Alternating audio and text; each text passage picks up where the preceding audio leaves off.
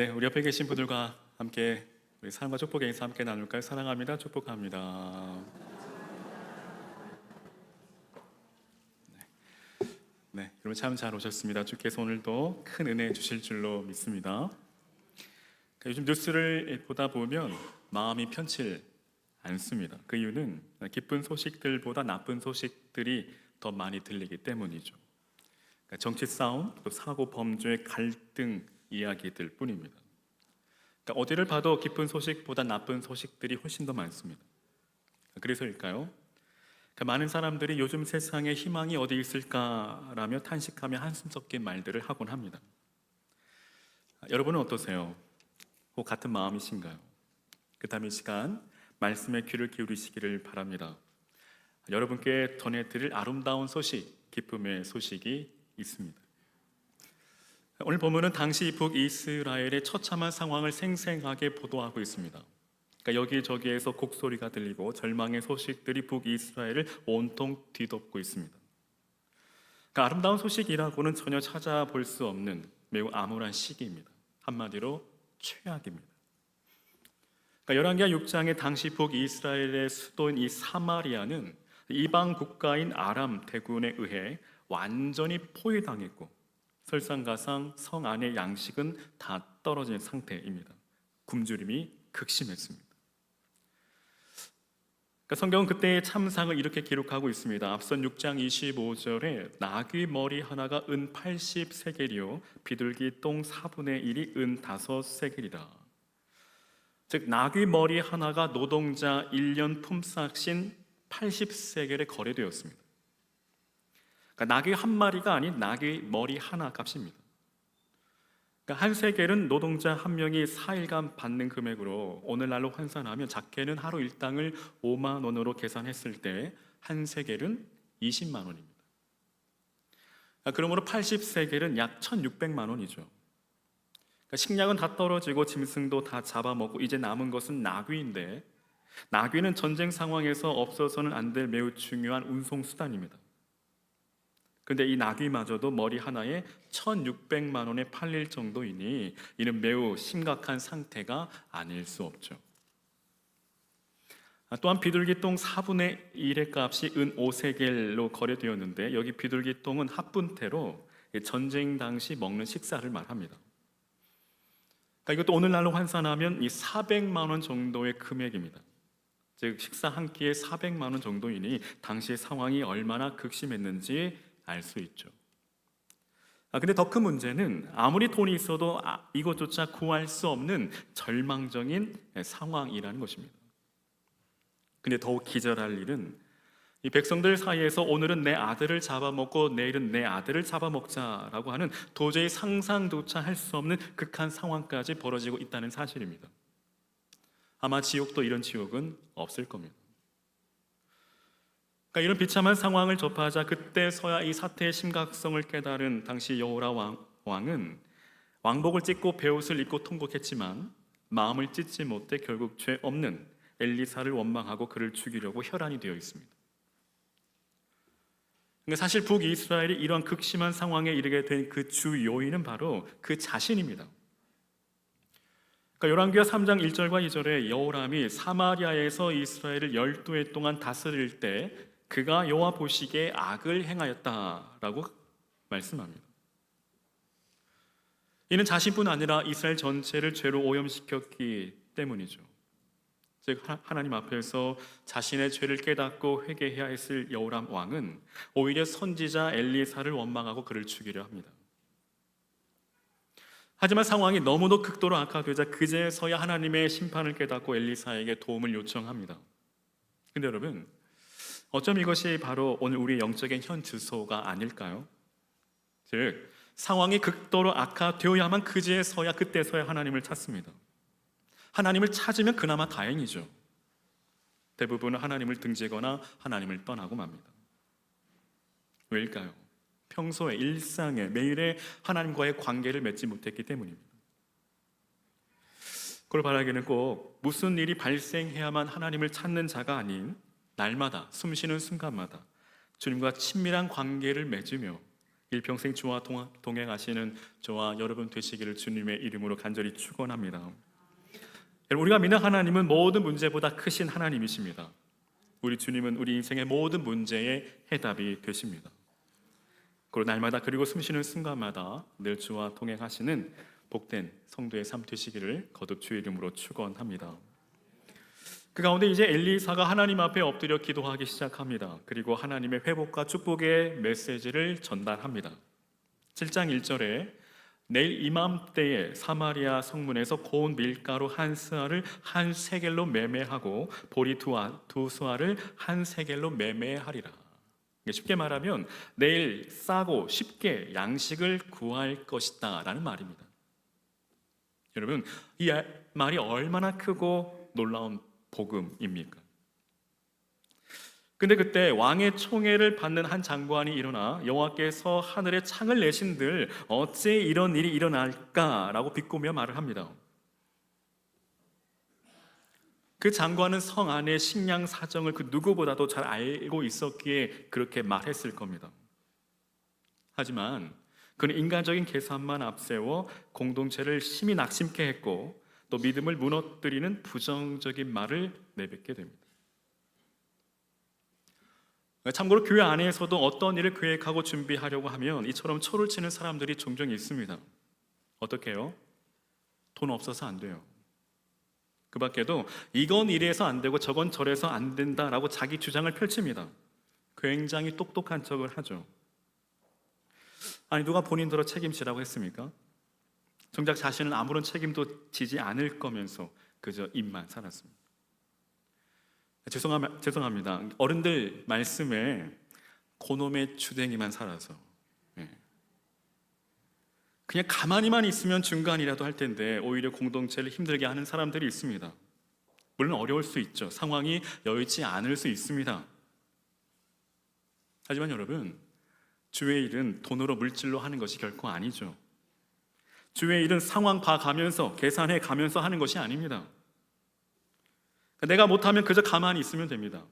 침묵하고 기도하면 됩니다. 여러분, 만일 돈으로 물질로 주의 일을 한다고 한다면 주님은 이 땅에 교회 대신 은행을 세우셨겠죠. 그리고 재벌들만 구원하셨을 겁니다. 사랑하는 여러분, 주의 일은 물질이 아닌 오직 무엇입니까? 오직 믿음으로. 아멘이세요? 그럼 찬양에도 이런 찬양 있지 않습니까? 할 수 있다 하신 이는 나의 능력 주 하나님 의심 말라 하시고 물결 위를 걸으라 하시네. 할 수 있다 하신 주, 할 수 있다 하신 주. 다 같이요. 믿음만이 능력이라 하시네. 믿음만이 능력이라 하시네. 믿으시면 아멘.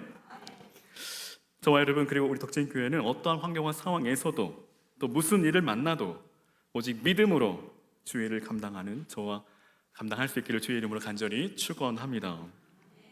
근데 여러분, 이 부정적인 말을 내뱉은 그 장관 어떻게 되었을까요? 결국 자기 심판으로 귀결되고 맙니다. 7장 19절과 20절에 그때 이 장관이 하나님의 사람에게 대답하여 이르되 여호와께서 하늘에 창을 내신들 어찌 이 일이 있으랴 하며 대답하기를 내가 내 눈으로 보리라 그러나 그것을 먹지는 못하리라 하였더니 그의 장관에게 그대로 이루어졌으니 곧 백성이 성문에서 그를 밟음에 죽었더라. 그는 비참한 최후를 맞이하고 맙니다. 그리고 저와 여러분, 우린 부정적인 말은 한마디도 입 밖으로 내지 말아야 하겠습니다. 부정적인 말은 부메랑이 되어 나에게 다시금 되돌아옵니다. 그러니까 간혹 복음을 전하다 보면 이런 사람들을 만나게 되죠. 아무리 복음을 전해도 전혀 들으려 하지 않고 오히려 반박하며 회방하는 사람들이 있습니다. 그리고 하는 말이 예수를 믿으려면 차라리 내 주먹을 믿으라 그 말하는 사람들 종종 있죠. 하지만 분명한 것은 오늘 말씀처럼 그 말대로, 그 믿음대로 그 주먹이 다시금 자신에게 되돌아온다라는 것입니다.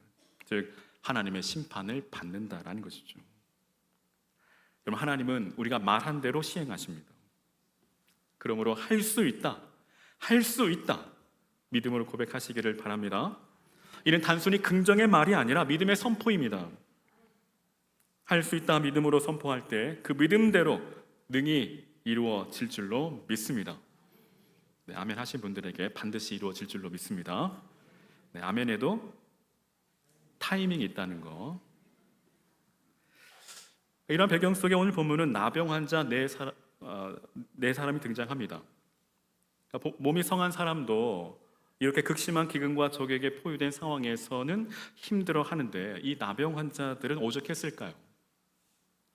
그러니까 이들은 사회의 약자 중에 약자입니다. 지금 이들은 성문 안에도 밖에도 속하지 못한 사람들입니다. 성 안의 사람들은 그들을 부정하다라고 여겼고 성 밖에는 적군이 진을 치고 있습니다. 그러니까 지금 이들은 이래도 저래도 죽을 수밖에 없는 너무도 절박하고 절망스러운 상황입니다. 어쩜 지금 상황에서 나병 환자 네 사람이 사는 길은 단 하나, 아람 군대에게 투항하는 것입니다. 항복하는 것이죠. 오직 항복만이 살 길입니다. 하지만 이 또한 살 수 있다는 확실한 보장이 없습니다. 그럼에도 이들은 이것만이 살 길이라 믿고 오늘 4절에 우리를 살려두면 살 것이요 우리를 죽이면 죽을 것이라 하고 아람 군대에게 투항합니다. 근데 여러분, 오늘 말씀에 기록되어 있듯이 살 소망이 완전히 끊어진 그들에게 결코 일어날 수 없는 참으로 놀라운 일이 발생합니다. 바로 5절에 그들이 해질 무렵에 일어나 아람 진영 끝에 이르러서 본즉 그곳에 한 사람도 없는 것을 발견하게 됩니다. 이는 하나님께서 엘리사를 통해 말씀하신 구원의 역사를 시작하신 것입니다. 하나님은 이미도 앞서 일을 행하고 계셨습니다. 즉 하나님께서 아람 사람들로 하여금 큰 군대의 소리를 듣게 하심으로 그들로 하여금 자기 나라로 황급히 도망을 가게 한 것입니다. 이로 인해 나병 환자들은 텅 빈 그 진영 안으로 들어갔습니다. 그곳에는 풍성한 음식과 은과 금과 의복이 예비되어 있었습니다. 그들은 배불리 먹고 마시고 보물까지 얻게 되었습니다. 그리고 그들이 전해준 이 아름다운 소식, 이 구원의 소식을 들음으로 이스라엘은 멸망의 위기에서 구원을 얻게 됩니다. 그런데 여기서 우리가 주목해야 할 것은 그것은 바로 사마리아 성의 이스라엘 백성들이 구원을 얻음에 있어 한 일이라고는 그저 성문을 걸어 닫고 걸어 잠그고 있었던 것밖에 없었다라는 것입니다. 다시 말해 그들이 한 일이라고는 아무것도 없다라는 것입니다. 사실 그들은 하나님이 그들을 구원하기 위해 아람 군대를 자기 나라로 쫓아내신 그 사실도 전혀 모른 채 있다가 이 나병 환자들이 전하해준 이 소식을 듣고서야 겨우 구원을 얻은 것입니다. 즉 사마리아 성의 이스라엘 백성들은 자신들의 구원에 있어 전적으로 무능했고 또한 무기력했습니다. 외부의 도움이 없었다면, 그 아름다운 소식을 전해 듣지 못했다면 그들은 여전히 성 안에 갇혀서 아무런 소망도 갖지 못한 채 자기 자식을 삶아 먹는 비참한 운명 속에 짧은 기간 생명을 부지할 수 있었을지는 모르지만 곧 멸망하고 말았을 겁니다. 즉 살아도 사는 것이 아니죠. 근데 하나님께서는 그런 이스라엘 백성들을 심히 불쌍히 여기시고 그들을 놀라운 방법으로 구원하십니다. 지금 이스라엘 백성들이 누리는 이 구원의 감격과 그 기쁨은 그들의 공로가 아닙니다. 그저 이스라엘 백성들은 하나님께서 이미 이루어 놓으신 그 승리를 취하며 그 기쁨을 누리는 것뿐입니다. 즉 오직 하나님의 은혜로 값없이 누리는 은혜입니다. 사랑 여러분, 하나님의 구원은 결코 사람에게 달려있지 않습니다. 하나님께서는 기쁜 소식을 나병 환자들을 통해 전하게 하셨지만 이들은 특별한 믿음을 가졌던 사람들이 아니었습니다. 오히려 이래도 죽고 저래도 죽을 것이라는 절망 속에 있던 자들입니다. 그 가운데 하나님께서 이들을 통해 복음을 전하게 하신 것은 이 모든 일을 행하신 분이 오직 하나님이라는 사실을 보여주시기 위함입니다. 이와 같이 사마리아 성 사람들이 처했던 운명은 영적으로 볼 때 모든 인류, 곧 저와 여러분이 처한 운명이라는 것입니다. 그러니까 로마서 6장 23절에 모든 사람이 죄를 범하였음에 하나님의 영광에 이르지 못하였다라고 선언하고 있죠. 이와 같이 오늘 저와 여러분, 온 인류는 모두 죄인으로서 사망의 그늘에 앉아 고통 가운데 신음하며 죽어가는, 마치 일생의 골짜기의 마른 뼈와 같은 아무 소망 없는 존재였습니다. 그러니까 죄인된 우리가 우리의 구원을 위해 할 수 있는 일이라고는 아무것도 없습니다. 우린 그저 사망의 그늘에 앉아 고통 가운데 신음하며 그저 하루하루 아무 소망 없이 사망이 우리에게 이를 날만 기다릴 수밖에 없는 비참한 존재였다라는 것입니다. 마치 사형 선고를 받은 사형수와 같습니다. 여러분, 감옥에 갇힌 사형수가 자기의 구원을 위해 무엇을 할 수 있을까요? 아무것도 없습니다. 근데 이것이 바로 오늘 우리가 본래 처했던 상황이라는 것이죠. 근데 여러분, 지금도 예수 그리스도를 구주로 믿지 않는 자들은 여전히 그러한 상황에 처해 있습니다. 여러분, 우리는 스스로 절대로 구원에 이를 수 없습니다. 뿐만 아니라 구원을 위해 우리가 할 수 있는 일이라고는 아무것도 없다는 사실입니다. 죄인이 구원에 이르는 길은 오직 예수 그리스도의 보혈의 공로를 의지하는 것뿐입니다. 이것은 우리의 노력이나 우리의 공로, 우리의 자격이나 우리의 그 어떠함이 아닌 오직 예수 그리스도의 보혈의 공로로 말미암는 하나님의 은혜라는 사실입니다. 여러분 믿으십니까? 꼭 믿으시기를 바랍니다. 이것이 바로 복음이 아니고 무엇일까요? 여러분, 에베소서 2장 4절과 5절에 국률이 풍성하신 하나님이 우리를 사랑하신 그 큰 사랑을 인하여 허물로 죽은 우리를 그리스도와 함께 살리셨고 너희는 은혜로 구원을 받은 것이라고 말씀하십니다. 즉 복음은 인물이고 복음은 사건입니다. 즉 복음은 예수 그리스도이시고 예수님께서 십자가에 죽으신 역사적인 사건이라는 것입니다. 사랑하는 여러분, 오늘 저와 여러분은 예수 그리스도의 십자가 보혈의 공로로 말미암아 구원함을 받았습니다. 여러분 믿으십니까? 믿으시기를 바랍니다. 근데 여러분 한 가지 더, 오늘 우리가 이 자리에 앉아 있는 것은 누군가가 우리에게 이 복음을 전해 주었기 때문이라는 것입니다. 오늘 보면 8절과 9절에 이 나병 환자들이 텅 빈 이 아람 군대의 진영에서 먹고 마시며 은금과 의복을 감춘 사실을 기록하고 있습니다. 즉 이 4명의 이 나병 환자들이 죽을 각오를 하고 아람 진영으로 들어왔을 때 그들을 기다리는 것은 아람 군대가 아닌 먹을 양식과 귀한 물건들입니다. 하지만 사마리아의 상황은 어땠을까요? 여전히 아비규환 그 자체입니다. 사람들은 굶주림을 면하기 위해 자기 자식을 잡아먹고 있었으며 사망의 공포에서 떨고 있었습니다. 그들은 아무런 소망도 가질 수 없었으며 절망만이 그들을 짓누르고 있었습니다. 이 얼마나 대조적인 상황입니까? 그러니까 분명 엘리사는 사마리아 성이 하루 후에 회복될 것을 예언했습니다. 그러나 그 예언을 염두에 두고 있는 사람은 아무도 없었습니다. 그래서 엘리사가 예언한 그날이 이르러도 이 사마리아 성 안의 사람들은 여전히 그 안에 머물면서 이 4명의 나병 환자들과는 달리 하나님이 이루어 놓으신 그 구원의 은혜에 참여하지 못하고 그 은혜를 경험하지 못한 채 여전히 고통 가운데 거야만 했습니다.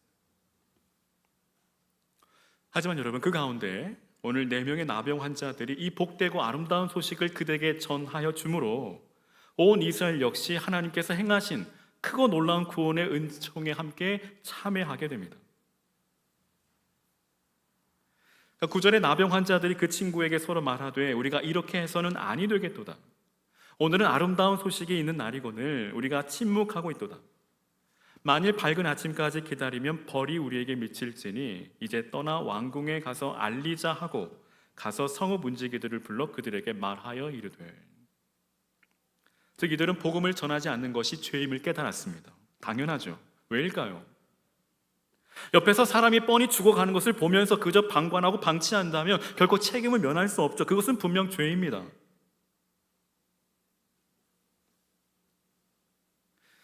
그들 마음에는 감격과 두려움이 동시에 자리하고 있었습니다. 즉 이렇게 큰 은혜를 받았는데 이 기쁨의 소식을 전하지 않으면 안 된다라는 마음이죠. 이처럼 나병 환자들이 전한 아름다운 소식, 곧 복음이 이스라엘 전체를 살리게 됩니다.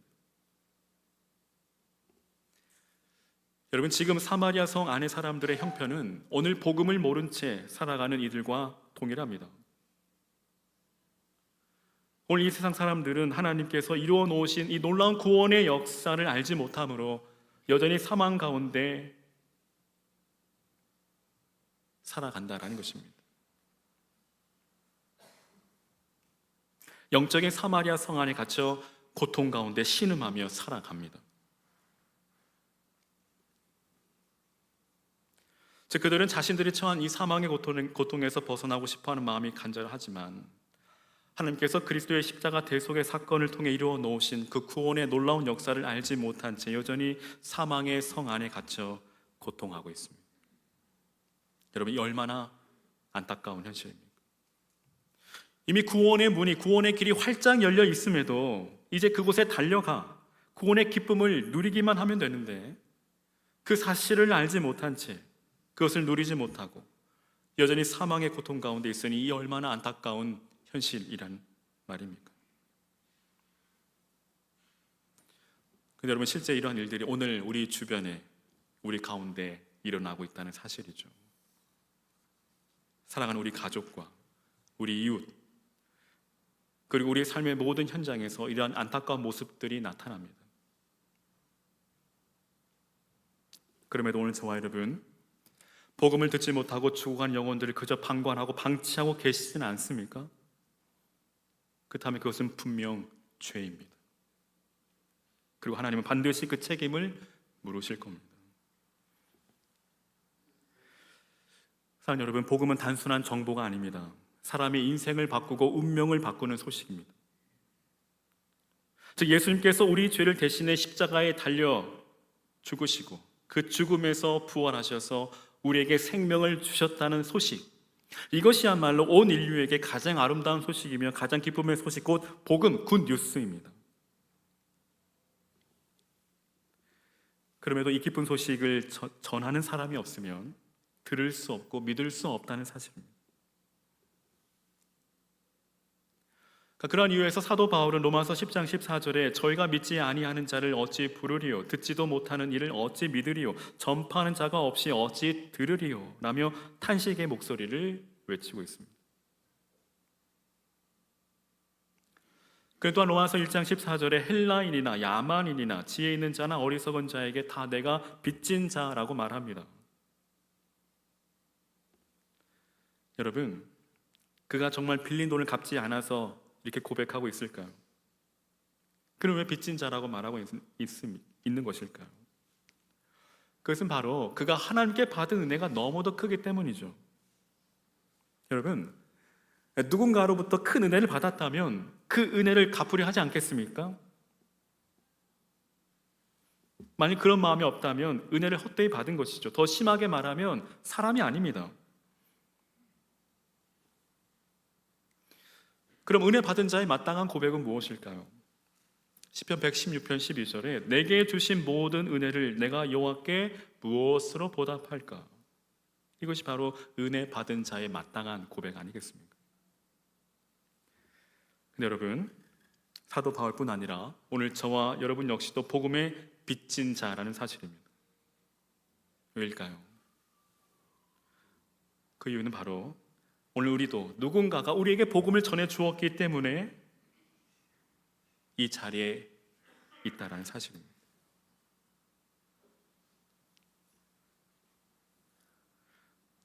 누군가 우리를 교회로 인도해 준 사람이 분명히 있을 겁니다. 그가 누구인가요? 오늘 저와 여러분 어떻게 이 자리에까지 오시게 되었습니까? 분명 누군가로부터 이 구원의 기쁜 소식, 이 복음을 들었기 때문 아닐까요? 그럼 오늘 저와 여러분 역시도 복음의 빚진 자입니다. 우리는 복음의 빚진 자로 이 복음의 빚을 반드시 갚아야 합니다. 그렇다면 오늘 우리는 이 복음의 빚을 갚고 계신가요? 아니면 마치 빚을 갚지 않으려고 이리저리 피해 다니는, 또 도망 다니는, 꼭꼭 숨어 있는 그런 모습은 아닌가요? 사랑하는 여러분, 우리가 평생 빚진 자로 살아갈 수 없습니다. 빚쟁이로 살아갈 수 없죠. 우리는 이 복음의 빚을 갚아야 합니다. 이 복음의 빚을 갚는 길은 단 하나, 바로 복음을 전하는 것이죠. 채무자가 책임을 다하듯 우리 역시도 이 복음의 빚을 감당해야 합니다. 여러분, 기독교는 순교자의 피를 통해 자란다라는 말처럼 한국교회 역시 수많은 선교사님들의 희생과 헌신으로 말미암아 복음이 이 땅에 뿌려졌고 그 복음의 씨앗이 오늘의 열매를 맺은 것입니다. 그리고 한국교회 역시 복음의 빚진 민족입니다. 1889년 4월에 발간된 이 세계적인 선교 잡지인 이 더 미셔너리 리뷰 오브 더 월드는 이 한국교회를 현대 선교의 또 다른 기적이라고 소개합니다. 또 미국 북장로교회가 선교 25주년을 기념하여 보고서를 작성했는데 그 보고서에 의하면 한국교회를 현대 선교에서 가장 경이로운 일이라고 보고하고 있습니다. 어떻게 이런 일들이 가능했을까요? 바로 수많은 선교사님들의 순교의 피 때문이죠. 선교사님뿐 아니라 많은 믿음의 선배들이 순교의 피를 흘렸기 때문입니다. 여러분, 교회 역사는 잉크로 쓴 것이 아니라 순교자들의 피로 쓰여진 것입니다. 수많은 선교사님들이 조선의 풍토병과 싸우고 자녀들을 잃으면서까지도 한국 선교를 위해 희생한 이유가 뭘까요? 바로 빚진 자의 마음 때문입니다. 교회 사적으로 보면 이 초대교회에도 수많은 순교자들이 있었습니다. 스데반 집사는 돌에 맞아 죽었죠. 야고보 사도는 칼에 목베임을 당해 죽었습니다. 사도 바울은 목이 잘려 죽었고 베드로 사도는 십자가에 거꾸로 매달려 죽었습니다. 이들은 하나같이 복음의 빚진 자로서 그 책임을 다한 것입니다. 또 어떤 사도는 사자에 찢겨 죽었고 도마는 창에 찔려 죽었으며 어떤 사도는 살껍질이 벗겨진 채 죽었습니다. 이루 헤아릴 수 없는 고통 가운데 그들은 주님의 고난에 동참했습니다. 우린 그들을 복음의 빚진 자, 곧 순교자라고 부릅니다. 오늘 우리 안에도 복음의 빚진 자의 마음을 품을 수 있기를 바랍니다. 사랑하는 여러분, 복음은 내 안에 머물러 있을 때는 기쁨이지만 세상으로 흘러나갈 때는 생명이 됩니다. 고로 빚진 자의 마음으로 지금도 사망의 그늘에 앉아 고통 가운데 신음하는 영혼들을 바라보며 그저 방관할 것이 아니라 방치할 것이 아니라 때를 얻든지 못 얻든지 듣든지 아니 듣든지 생명의 복음을 힘써 전하시는 저와 여러분 되시기를 주의 이름으로 간절히 축원합니다. 그 가운데 주님께서 놀라운 구원의 역사, 생명의 역사를 이루어 주실 줄로 믿습니다. 이제 말씀 마치려 합니다. 사랑하는 여러분, 하나님은 죄로 인하여 사망 가운데 놓여진 온 인류를 위하여 놀라운 구원의 역사를 일으켜 주셨습니다. 그 하나님의 구원의 역사는 이미도 태초부터 약속된 것으로 예수 그리스도를 통해 그 언약이 완전히 성취되었습니다.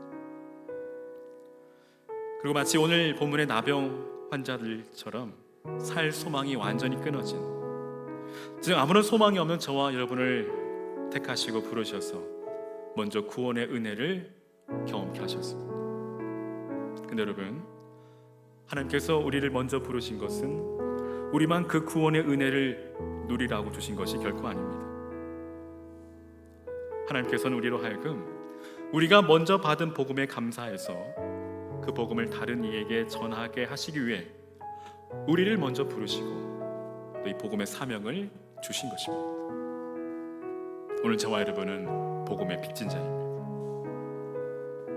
그러므로 우리는 나병 환자들이 자기들이 보고 체험한 이 구원의 큰 기쁨의 소식을 전하는 것을 지체하면 자기들에게 화가 미칠 것이라고 생각하며 그 소식을 지체하지 아니하고 신속하게 사마리아 성에 전했던 것처럼 우리 또한 하나님의 구원의 큰 기쁨의 소식이 온 세상에 가득하도록, 온 세상을 물들이도록 복음을 들고 땅끝까지 나아가는 저와 여러분의 복된 믿음의 발걸음 증인의 삶이 되시기를 주의 이름으로 간절히 축원합니다.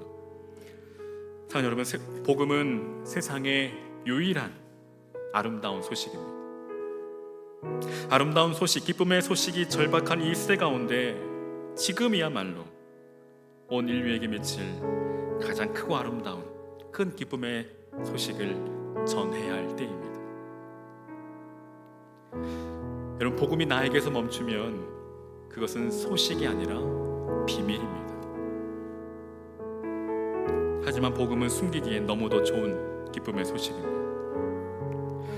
특별히 여러분, 11월 16일 무슨 날이죠? 11월 16일 VIP 초청 잔치 날입니다. 이 날은 단순히 교회가 추수감사절 행사를 진행하는 것이 아니라 바로 생명을 살리는 날입니다. 여러분은 천국 가면 가장 먼저 무엇 하고 싶으세요? 저는 천국 가면 가장 먼저 예수님 만나고 싶을 것 같아요. 예수님께 달려갈 겁니다. 그 다음은 사랑하는 아내, 사랑하는 우리 자식들 천국에 왔는지 찾을 겁니다. 근데 언젠가 저희 아내가 이렇게 얘기하더라고요. 천국 가면 아는 체 하지 말라고. 천국에서만큼은 자유롭고 싶다고. 여러분, 만일 천국에 그곳에 내 사랑하는 가족이 없다면,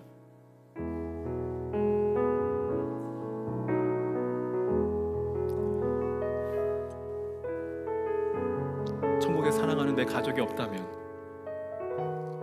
여러분 어떨까요? 어쩌면 11월 16일 처음이자 마지막이 될 수 있습니다. 오늘 그 영혼들에게 마지막 기회가 될 수 있습니다. 여러분, 사랑한다면 초청하십시오. 방관하지 마십시오. 방치하지 마십시오. 그 책임을 면치 못합니다. 그리고 그것은 분명히 죄입니다. 오늘 저와 여러분, 우리가 천국에 다시 만나기를 바랍니다. 그리고 우리 사는 가족들도 함께 그곳에서 우리 주와 함께 영생 복락을 누리기를 원합니다. 여러분, 정말 기도로 준비하시고 정말 사는 가족들 꼭 복음의 자리에 초청하셔서 그도 예수님을 만나고 영원한 생명을 얻는 놀라운 구원의 은혜가 오늘 그날에 함께 하기를 주의 이름으로 간절히 축원합니다.